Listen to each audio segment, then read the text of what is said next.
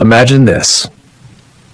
Your company just had a meltdown, a data leak, regulators breathing down your neck, stock price plummeting. And Monday morning, you log in and your world has changed. Monday morning, you log in and poof, your spending limit got cut in half. That thing you used to approve yourself now needs signatures from legal, compliance, and finance. There's a new read-only account in your team chat called Compliance Observer. And the cool pilot project you were about to launch, on hold pending process alignment. You ask the obvious question, why do the rules always get punished when something goes wrong? The guy who actually leaked the data left 6 months ago. You had nothing to do with it. And yet now you're the one filling out 3 times as many forms and explaining your technical decisions to people who've never written a line of code. Here's the thing, you're not alone. After 2008, Wall Street spent a whole year learning hundreds of pages of Dodd-Frank. After Dieselgate, German engineers had to log a single screw change in 3 separate systems. After COVID blew up supply chains, procurement managers discovered that vendor due diligence apparently means 44 checkboxes. So what's actually happening? This isn't punishment. The system isn't trying to manage better. It's in survival mode. It's a survival script that's triggered as soon as things go wrong. All that friction you're feeling, that's not incompetence. That's the system exchanging certainty for fear. Your new question isn't, why me? It's, defense mode is on. Where are we in the cycle? And what do I do now? When defense mode kicks in, 3 types of people get hit differently. Each pays the bill in a different currency. Type 1, the former golden child. But here's the twist. Your past success becomes the very thing that now works against you. And the bigger the gap, the harder it will be to regain ground. What happens next is crucial. You're the top performer, the one who used to get exceptions. Just launch and backfill the paperwork. Special case, I'll take the heat. That worked, until it didn't. Now your old playbook is toxic. Wells Fargo's star branch managers woke up one day to find their record-breaking sales flagged as high-risk behavior patterns. Your past success just became evidence in your own audit. You never learned to move slowly. Now, you can't keep up. And the more aggrieved you feel, the more you look like someone who doesn't get the new culture. Type 2, the compliance enforcer. You're the risk manager, the internal auditor. Before the crisis, nobody listened to you. Now the CEO is saying full cooperation with compliance in the all hands. You're in every core meeting. Your sign-off is the new gating item. Terrific, right? Except now, you're not an advisor. You're a judge. No one trained you for that. Your former colleagues don't invite you to drinks anymore. And late at night you wonder, when I sign off on these meaningless checkboxes, am I protecting the company or just performing protection? No answer, just the next form. Type 3, the junior manager standing near the blast. You're 2 years in. Your project had nothing to do with the crisis, but your name appeared in the associated parties appendix. Now you're on enhanced oversight. Your promotion is on ice, indefinitely. You didn't do anything wrong, but your credit rating just got systemically downgraded. You can't approve anything over $500 anymore. You think about leaving, but you know every other firm in your industry is doing the same thing right now. The cycle is synchronized. There's nowhere to run. So how do you read the room? Here's the framework. 4 signals. They tell you exactly which phase of defense mode you're in. 1, what triggered it? Is this a one-off fix for one department or a strengthened management memo with no end date? The second one means deep execution is coming. 2, who's getting hit?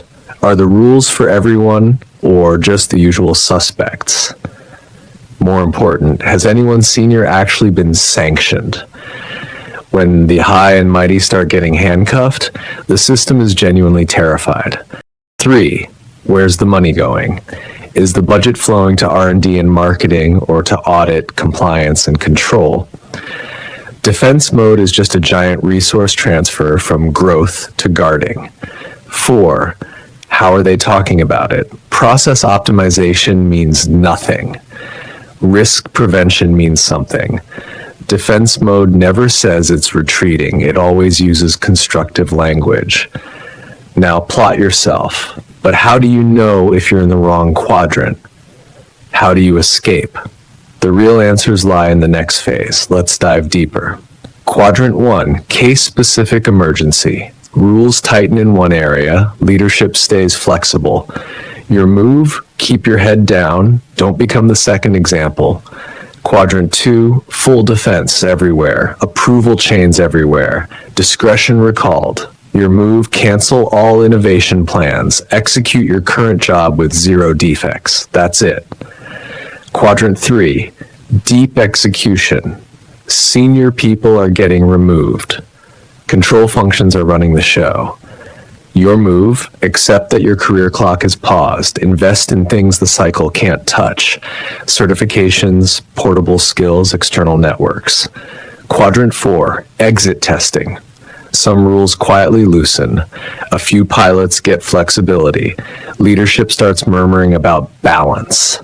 Your move, test the waters, but don't be the lab rat. Here's the old insight dressed in modern clothes. Systems have 2 settings, normal and crisis. Normal can tolerate ambiguity, innovation, slack. Crisis cannot. When the system smells its own mortality, it hits the emergency brake. Efficiency, fairness, employee experience, all suspended. The only priority is survival. Why do the rules get tighter? Not to punish, to make consequences predictable again. Ancient physicians cut down to the bone, not because they were cruel, because the disease was in the bone. All that paperwork, all those delays, all that suspicion, that's the surgical fee the system pays to regain its own governability. And here's the tell. Defense mode always starts by correcting the top. When you see senior people being sanctioned, that's the system shouting, this time it's real. No one is exempt. Fear becomes certainty. Certainty becomes control. You don't have to like it. You just have to understand it. The system isn't punishing you. It's using you. Your inconvenience, your frustration, your stalled promotion as concrete to patch its own cracking walls. So what do you actually do? If you're in full defense, build an evidence trail. Document your decisions, your approvals, your risk assessments. Don't wait for an audit to ask. Defense mode doesn't trust your word. It trusts your PDFs.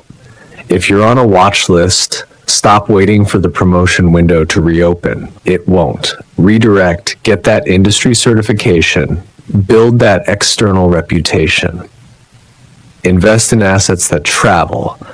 If you're enforcing the rules, depersonalize per the latest compliance guidelines, as per document XX.